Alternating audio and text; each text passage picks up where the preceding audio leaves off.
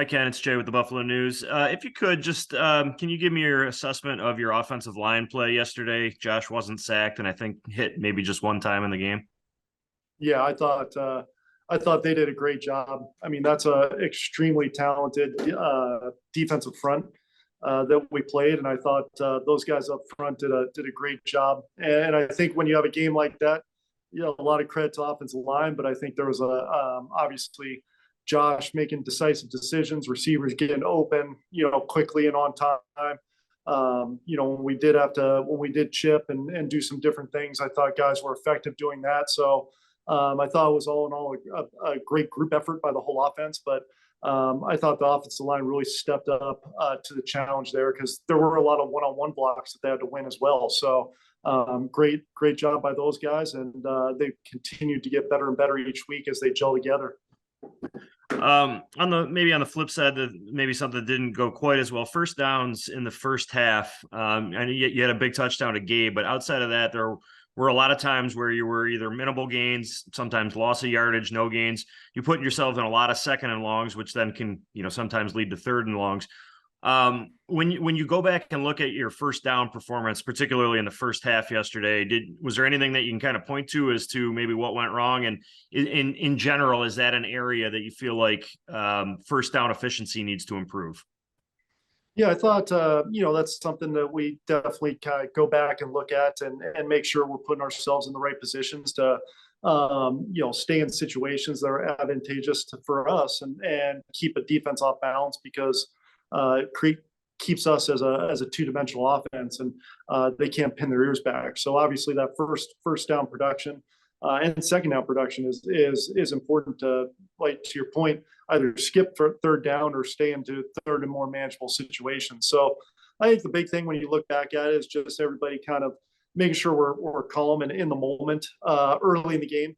There was a couple where I think guys were amped up and we just kind of missed some things. So just overall execution and making sure that everybody is just one assignment sound and two technique sound and just that way we can go out and operate to the level that we're capable of operating at, and then making sure we're putting those guys in the position by mixing up the calls, varying up runs, passes, actions, dropbacks, and continue in that type of way to keep a defense off balance so we're not one dimensional in the type of pass we're throwing or the type of run we're running.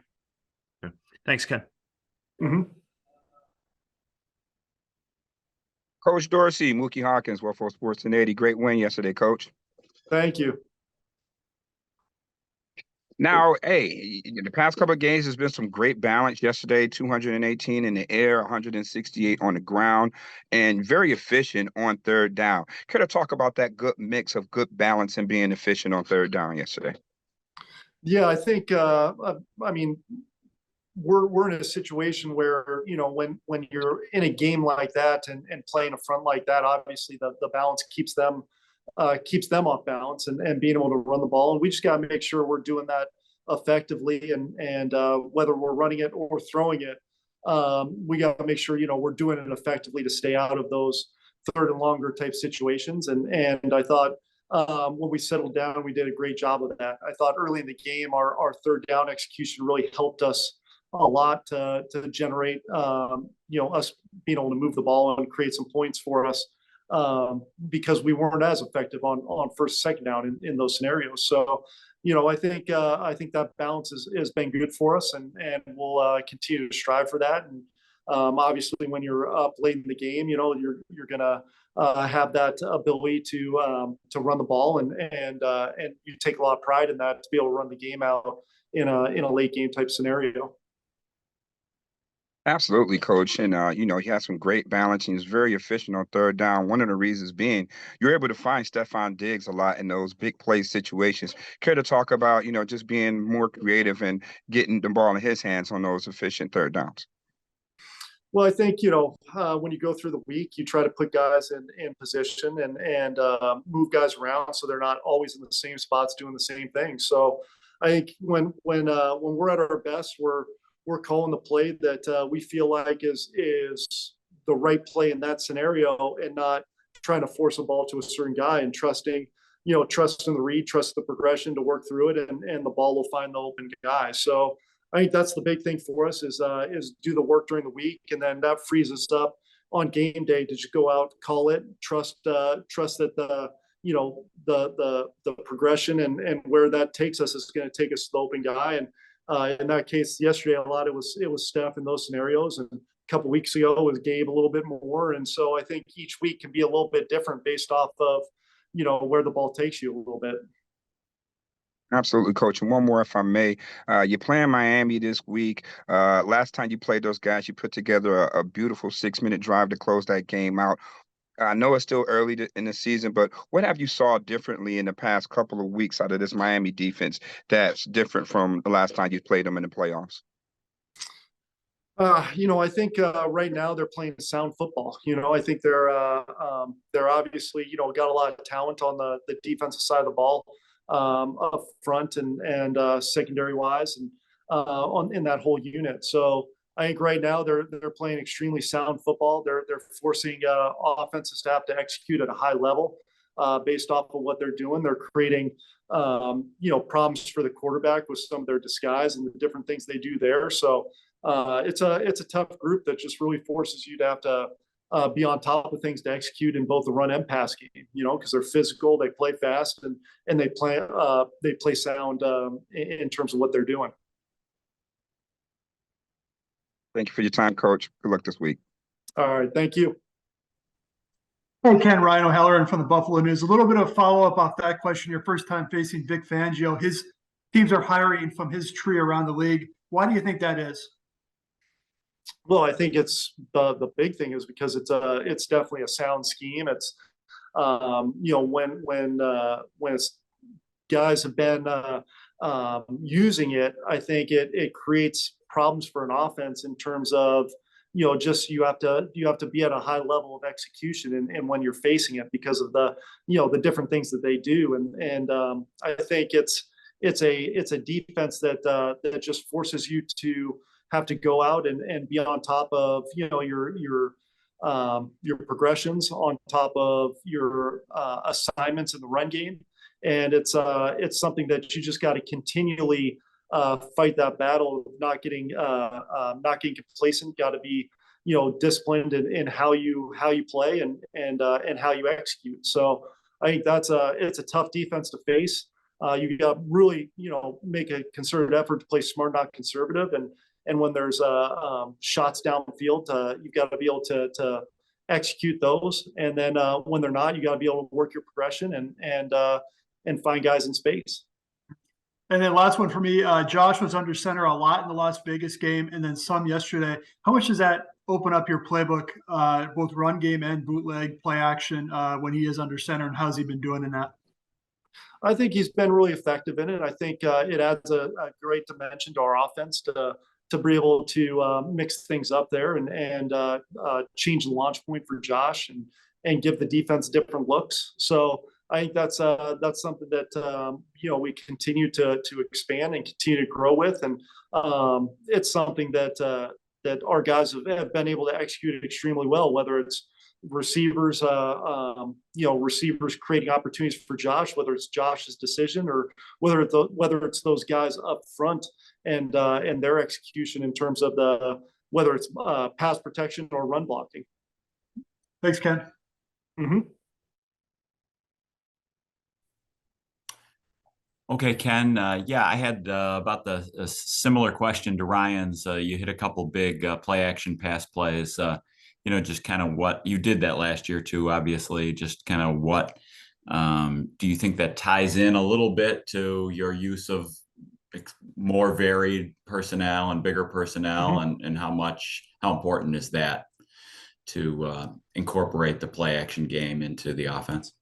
Well, I think one of the big things too is when you talk about the personnel, it allows you to be multiple in terms of what you're doing with that personnel, whether it's condensed or spread out, using those guys in some of those play actions or releasing them on some play actions. So it allows you to kind of give defenses different looks, from an under center standpoint, and then all of a sudden get in the gun and do some different things with that same personnel grouping. So it allows you to be multiple and change the picture for the defense. And then at the same time, it's something I think that Josh is effective at, and Josh has done well throughout his career, and with the action game and those different things there. So it's something that I think is good for us in terms of our level of being able to execute it at a high level, and then as well as changing the picture for the defense. Thanks, Ken. Mm-hmm. Hey, Ken. I was just wondering, as you've gotten to know Deontay Hardy more and more, what stands out to you about his personality? I think he's just a guy who is willing to do a lot to help our team win. And I think that's what's great about him. He's an explosive player. He's got a lot of juice to him, and can really get downfield, and at the same time be effective and move into the slot and do some things where you saw him make some plays yesterday as well. So I think his, from a skill set level, got a lot of different layers to his game. From a personality level, I just feel like he's never really fazed by anything. He's kind of a very calm, cerebral type guy, and really kind of, no matter what the situation, never feel like he's ever fazed by anything. He just goes out and plays fast and operates at a high level. What do you think leads to that calmness when you talk about just, you guys put him in a lot of different positions? What enables him to still kind of take it all in stride? Yeah, I think it's just his personality. I think that's just kind of who he is, and the type of person he is, and whether it's just out practice when things get competitive, whether it's game day, whether it's in meetings or walkthroughs or whatever, he's always extremely focused, but got a little bit of humor to him at times, and we'll mix that in. So he's been great, great for us, great addition to that room, from one, just what he can bring to us, to the unselfishness, and three, just that calm that he brings to the field of, nothing really facing him. Thanks. Mm-hmm.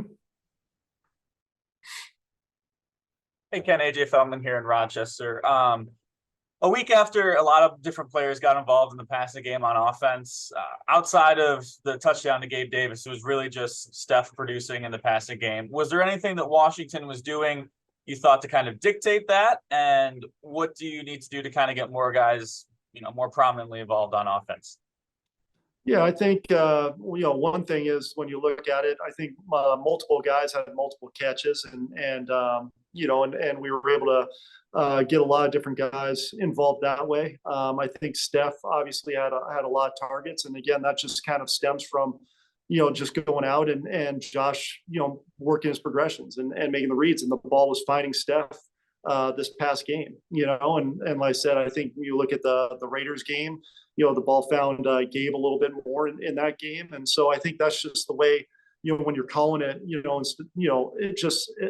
when you're kind of rolling with things, the quarterback's just working his progressions, and the ball finds the open guys. And at the end of the day, it's something where, it's a long season, and guys will step up in certain scenarios. And I think we've got a lot of faith in a lot of our guys, and they'll continue to make plays when the opportunity rises. I think when we're at our best, when you look at the sheet, when you have 6, 7, 8, 9 guys with multiple catches, I think that's a good thing for us. And so I think that'll continue to grow and expand, and guys will continue to be put in different spots and have different opportunities to make plays, to make sure that it's not the same guy in the same spot every single time. And then we talked to Sean about gearing up for a matchup like the Dolphins as a defensive play caller, coming off a performance like they just had. As on the offensive side of the ball, do you kind of get excited for a matchup where you feel like you might have to match them point for point, coming off just a big performance like they had last week?